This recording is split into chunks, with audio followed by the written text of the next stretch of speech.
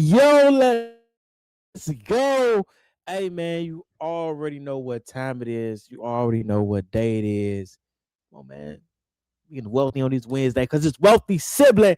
And look, it's hard for me to contain it because you know what month it is, man. It's February. It's the blackest month of the year. And I couldn't not do it no justice. But talk about what? Man, how great in the history of the black dollar. Because here, what are we here to do with Wealthy Sibling? To change our family's money story. But sometimes we got to go back to figure out, how far we've already came, the people we've already become. That you're going to be added to the list of millionaires, billionaires, and the wealthy people that we call our ancestors. You hear me? Sometimes we got to remind them who he is. Sometimes you got to remind them, man, we gonna talk about him. We gonna gotta remind them that you, him, you, her, and it's been a lot of them out there. Sometimes, man, you gotta let them know. But look, remember, wealth isn't only about money. Wealth is about ownership, influence, courage, and impact. And when you hear a lot of the historical and iconic people that I'm gonna bring up today, current and new. Because to be honest, man, we never stop making history. We don't. We keep impacting and elevating and innovating everything that we touch. But one of the things that we do have to impact, elevate, and innovate is the black dollar. We might talk a little about how we could do that down the road. But let's get into what we should be talking about, right? Every February, you know, a lot of times we remember struggle and all right, there's honor behind that struggle. From protesting to survival. But again, like I said, I want to talk about the impact, the legacy, the ownership, the things that we've also been. It's not just struggle, right? So tonight I want to acknowledge the contributions, which is the reason why we talk about the black dollar to this day, right? One honorable mention that is always talked about a lot is, of course, Oklahoma and their black dollar. But if you from Chicago like me, you feel me? We have Black Metropolis, but there's so many more. But there's just those are honorable mentions, right? But I want to go through some, right? The historical black wealth builders and even some modern wealth leaders we have today. Those who save lives, those who changed lives. And I do believe that that is the impact of the dollar, and that is the impact of our black dollar. We can save lives, we can change lives. When they say, money, is it the root to your happiness? But I've seen wealth put a smile on a few people's faces. I've seen it. So let's get into it, man. I wouldn't be calling myself a black man if I did not talk about black women. And start on first. We're talking about an iconic black woman, Madam C.J. Walker. And I would say this: you start with her, but research those like her. Go down the line of iconic, wealthy black women. Maybe there was some before her, and there are probably a whole lot after her. But do the research. But Madam C.J. Walker, right? She was born formerly enslaved parents, right? So when we talk about for us, how far have we come? We were once a piece of currency, and we showed the world that we knew how to maneuver and navigate and create our own what? Black currency. Come on, I don't think y'all caught it. I don't think they caught it. We were once a piece of currency, but we showed the world who we were, our greatness, whether they doing it to deny it or not, and built our own what? Black currency. Come on, man. Now, where did Madam C.J. Walker start from? A lot of us in current times, we would say, man, she started from what? Now we got it out the mud. The common woman, the common man. She worked as a washer woman, earning pennies, right? Doing a manual labor job, bro. But that entrepreneurial spirit kicked in. She said, man, I know it's more to this. I know it is. And there's a need somewhere, and it can be also a need in my community. She developed hair care solutions for Black women who, again, especially during that time, not only were we ignored by the world, we ignored by mainstream companies. She said, don't trip, I got you. They don't want to produce anything for our help, but they want us to show up to work in this era, quote unquote, professionally and male mannered. If you have to go and, if you were a maid or quote unquote, the help, I need you pristine and polished, but you don't, this is nothing for me to do with my hair. Nothing for me to keep my afro together, my curls together. Y'all products ain't gonna do it. So who did it? Madam C.J. Walker was one of the pioneers to it, right? She got so big, she built factories and sales networks, right? She created thousands of jobs for Black women. That, when I talk about the Black dollar, that is what I mean. Change lives, change outcomes, change households.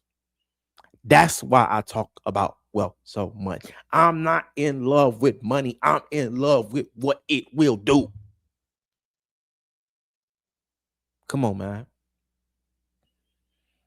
She promoted economic independence. Because who else but us will promote us being better? It's February, man. I can't hold back. Can't hold my peace, man.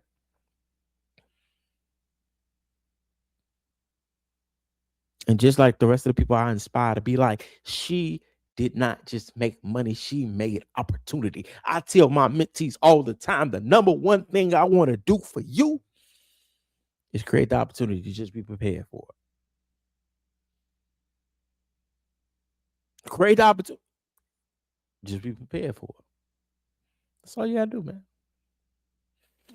So this is the question I pose for a lot of my entrepreneurs who are inspiring, especially if you're starting a Black business. And ironically, if you started in February, how many of y'all today are building a business to lift others?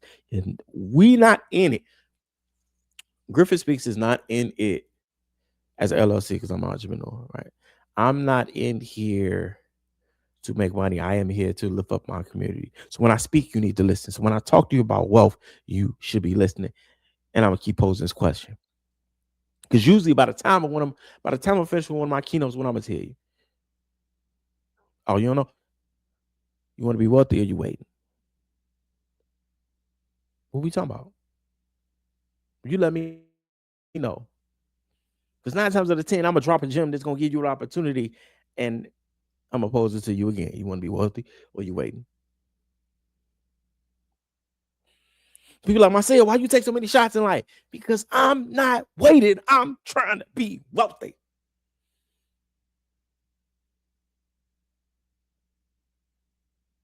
Now, I'm gonna move on to a man, a Black man, who said, I'm betting on myself and I'm gonna put a B on it with $1 billion worth of ownership. Reginald F. Lewis. Come on, man. Put the B in billion and made sure that they let him know that a Black man did it. So he put the Black first $1 billion ownership. Oh, let's get a little deeper. Harvard trained lawyer, specialized in what? Corporate acquisition. If you don't know what corporate acquisition is, let me try to simplify it for you real quick. So that means, hey, I see your business doing real well. or at least well enough, or you might be owned to something. I say, okay, he got a little network. But he's hitting some bumps. How much money I got on the back end? He want how much? 50,000? And I got how much? 60,000? Go talk to him for about 40. See if he bite. Oh, he bought. I got it. That's company acquisition in its simplest version. Right. Now, what do I do with 20K just to, sum up the scenario? Put it back into the business, grow the network, make it more feasible for me. And businesses, they say businesses are meant to be sold. Sell it. Right. Now, he bought and scaled TLC Beatrice International Foods. International Foods, bro. Silk Road, we ain't even talking about regular American money. We talking about international foods. What was the result of that? He was the first Black American to own $1 billion company. Put a B on it. Do you know they didn't think we was gonna make a penny at one point? The world, let alone what people call the United States, and I'm talking about from a historical sense, they didn't even think we was worth the dirt that we walked on. You got Black men who scaled $1 billion company and operated it globally.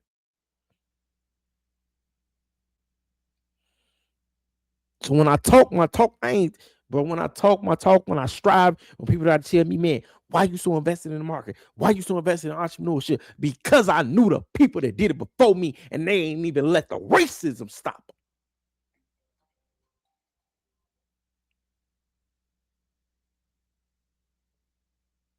Do you know how many times as an entrepreneur back then, you trying to improve and say that you equal to me or let alone better is a threat to your life, and they kept it pushing.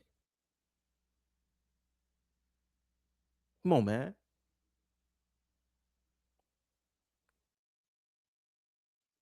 Come on, man.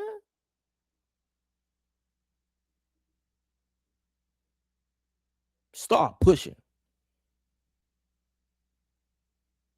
This is what I want to leave with you.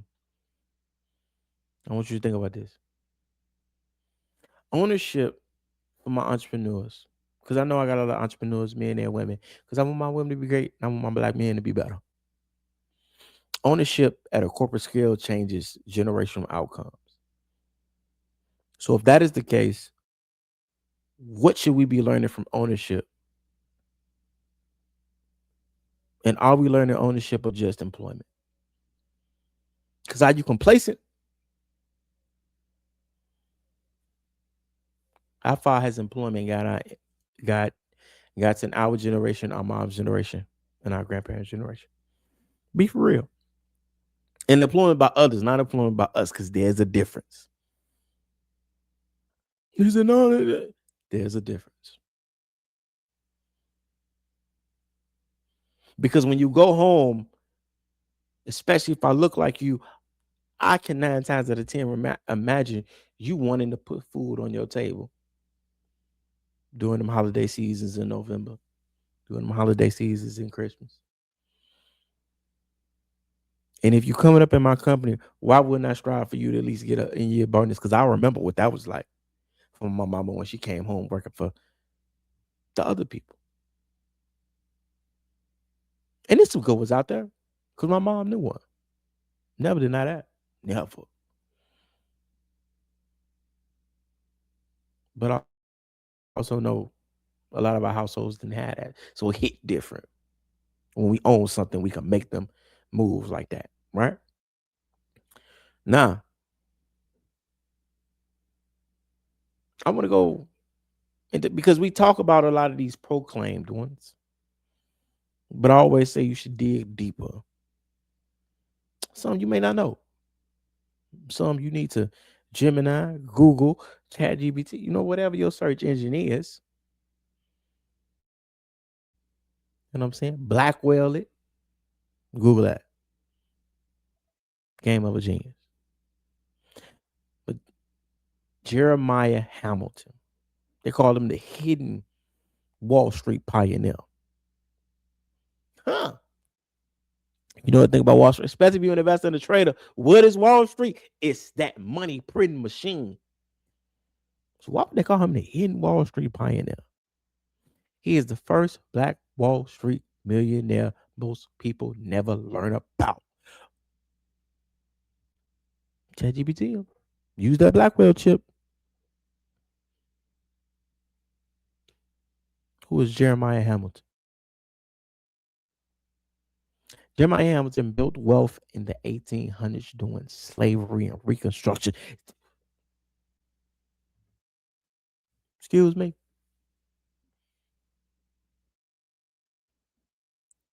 Black dollar pushing all, ain't it? Chains can't even hold what? Black wealth down. Come on, man. Let me repeat it. He is the Jeremiah Hamilton is the first black Wall Street millionaire most people never learned about. Built wealth in the 1900s during slavery and Reconstruction. You tell me you can't make a way. When I look at you crazy, don't be surprised. When I look at you crazy, don't be surprised. He invested in ships, railroads, and real estate. You think I can't own nothing? You think I can't own me a big house? I'm going to show you what I can own. Won court cases against powerful white businessmen. Why is that a highlight? During a time where they said you are not a part of the Constitution. He said, I'm going to show you what your law can do for me for real, since I'm not a part of the Constitution. Big baller. Because Green will wash all that away. I got more money than all y'all. See what I'm saying? Now, what should we learn from the Wall Street pioneer, right? Jeremiah Hamilton. Strategy finds a way even when doors are locked. Come on, man. We know about that one. Find a way when it ain't no way. Best people in the world at it. Best people in the world at it.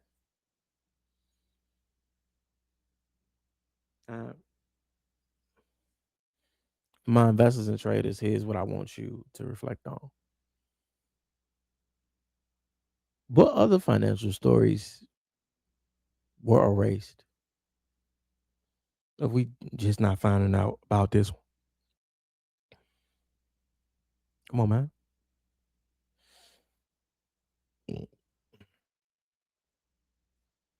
And I got a big honorable mention for you. Walter Francis White. Courage Beyond Wealth. And I wanted to bring this one up because there was another creator, another black creator, black woman at that, who wanted his story to be known. So when you start going into broadcasting, and I pay respect to a lot of journalism, because again, what are we doing? I'm telling stories, not just my story, our family's money story, any of my guests' money story for the new direction, new generation, on an airwave, on a podcast, on a streaming platform. And I pay respect to the journalists and journalisms that came before me. What does that mean? So we talk about beyond wealth. What is the value of the things that I'm speaking? So Walter Francis White was a civil rights leader and head of the NAACP at one point. He was so fair-skinned, or what they call what we would call light-skinned. He was so light-skinned, he passed for white. There is a movie called Passing. If you need clarification on what we mean, we say so light-skinned, he would pass for white. But here's the beautiness of it. I decide who I am, not just of I'm born. I acknowledge that I'm a black man, and I choose to live in that. In some of the most dangerous times that I could easily just say, I'm cool. Never have to say that I'm black because you would never know, right? Because I'm Walter Francis White, ironically. I choose to be black when I could easily hide. But if I hid, you would never know, as the powerful journalist that I am, speaking in third person for Walter Francis White, that went out personally investigated 40 lynchings and mob killings, traveled into dangerous southern towns. When I'm talking about sundown towns, I'm talking about you would die that minute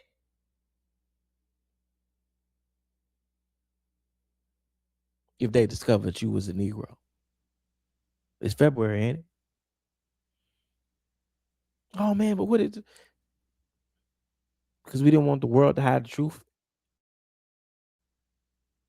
We wanted our kids to understand that the world has to catch up with us and our humanity and the value that we put into this world, not the other way around. If I'm speaking for real, you keep trying to say I got to work twice as hard for them to catch up with me and how big my heart is, man. They might have to catch up twice as hard. And I'm speaking from the soul, right? He got evidence by risking his life every day. And then sometimes they found out after a while. But he kept doing it.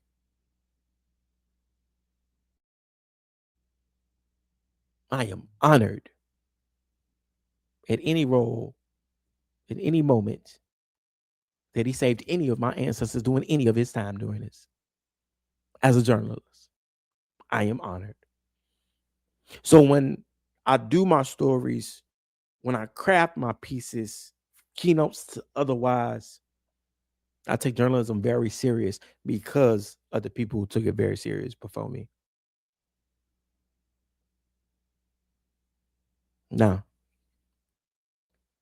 yes, this is called Wealthy Sibling, but will we have wealth if people weren't trying to build freedom for that?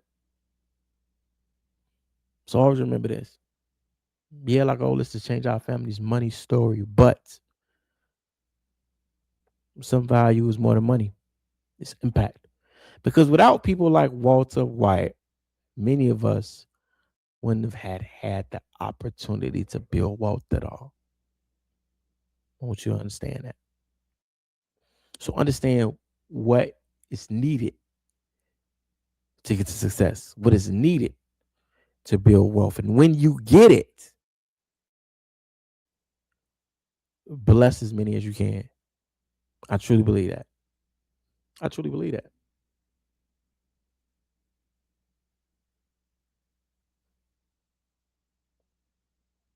All right. So I want to talk about someone in this current age who is wealthy. Robert F. Smith. And Robert F. Smith came to Invest Fest 2024, 23. He is the reason I learned about private equity. That's the truth. Shout out to Earn Your Leisure because they are the reason I learned about him. That is the truth. Him and Don Peoples. That is very much the truth. Could I have said I've met some wealthy black men before them, but not at their level? Yeah, I could say that. Yeah, because I know one or two, or three. But learning about them at this level, in this manner, oh, that's different. Because he's the founder of Vestor Equity Partners. He built his fortune investing in software companies, net worth in billions with a B. What is something historically he did? He paid off student loan debt for an entire Morehouse graduating class. Excuse me? Oh, when I say the black dollar has historically current and or past, his impact, and you need to read about it. All 28 days. He paid off student loan debt for an entire Morehouse graduating class.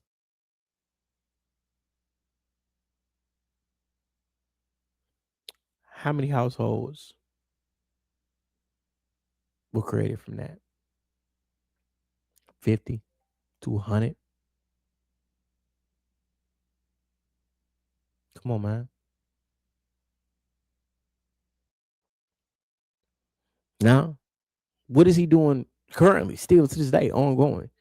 Supports HBCUs heavy. I love the HBCUs, and I will always have a love for the HBCUs because I think that there's one of the few spaces that exist on this earth without them that you can still go and find, explore, and cultivate and honor your blackness while getting an education in academia, growing your wealth through your dream career. So I always have honor and menace in them. He invests in minority owned business startups, which means it could be you, it could be me, it could be a lot of us. Right. If you did not learn anything, use the law or definitions to your advantage to prosper you, yourself, and your community. A promotes tech education because we are in the era of AI. We are in the era of digital. Now, before I go, of course, what you should learn from him, I learned as we keep growing as a family, wealth should open doors for others. So, what happens when wealth builders live communities? Or I should rephrase this: what happens when wealth builders live hoods? What they turn into? Communities. What we turn into? Actual neighbors. What we turn into? A village. So, I want to do one reason, especially for the women, and I don't think a lot of people reflect that she did it and that she's got to be on it. Rihanna. Rihanna is a billionaire entrepreneur. I love Rihanna. Shout out to all my Caribbean girls. My Caribbean girls. I appreciate you, black women from Dominica, from Jamaica, from Trinidad, from Belize, from Guyana, from Costa Rica, from Puerto Rico, because you are an island, from Saint Lucia, from the Virgin Islands. I got lost. But back to Rihanna. Shout out to Barbados. She's Barbados. Oh, and the Bahamas. I said the Bahamas. But what did she do? Right. We talk about, well, why you talking about Rihanna? She made music, bro. She built what? Shorty. Global music star turned into a billionaire entrepreneur. How? Beauty products. She learned from somebody, madam. She learned from somebody. Built Fenty Beauty is served and overlooked its skin tone. Who? She said, I'm a black woman. I ain't forgot about black women. Okay, you want to keep not saving us? I got us. She changed the beauty industry standards. She has a $1 billion brand, the first black woman to lead a luxury brand under who? LVMH. Stop. What are we talking about? LVMH. Look it up on the stock market. What's the impact? Expand representation in beauty and fashion. Put a global light on it because there were a lot of phenomenal black men and black women in fashion, right? But I think there definitely wasn't a light as big as once Rihanna stepped into it. And I appreciate the part she played and how she uses that to fund the education and disaster relief globally. Now, what's something you can learn from this? When you solve problems other ignores, you build massive opportunity. Hello. What problem you solved in? My mentors ask me this all the time. What problem you solved in when you speaking? What problem you solved in when you building a course? What problem you solved in? So I'm reflect this to y'all, beauticians, barbers, beauty industry, construction, wherever you are, as you cultivating your dreams and you want to change your family money story. What markets are we overlooking today that you can be the answer to? So with that, remember this. Black history is not only survival. It's strategy, ownership, courage, and impact. Learn financial history because it's our history. The black dollar, black wealth, we build ownership, we create impact beyond yourself, ourselves. Legacy isn't something we inherit, it's something we build. So with that, man, you already know, man, it's your boy, Shows Marcel, and this is what? The Wealthy Sibling, man. I appreciate y'all. Always like, share, subscribe.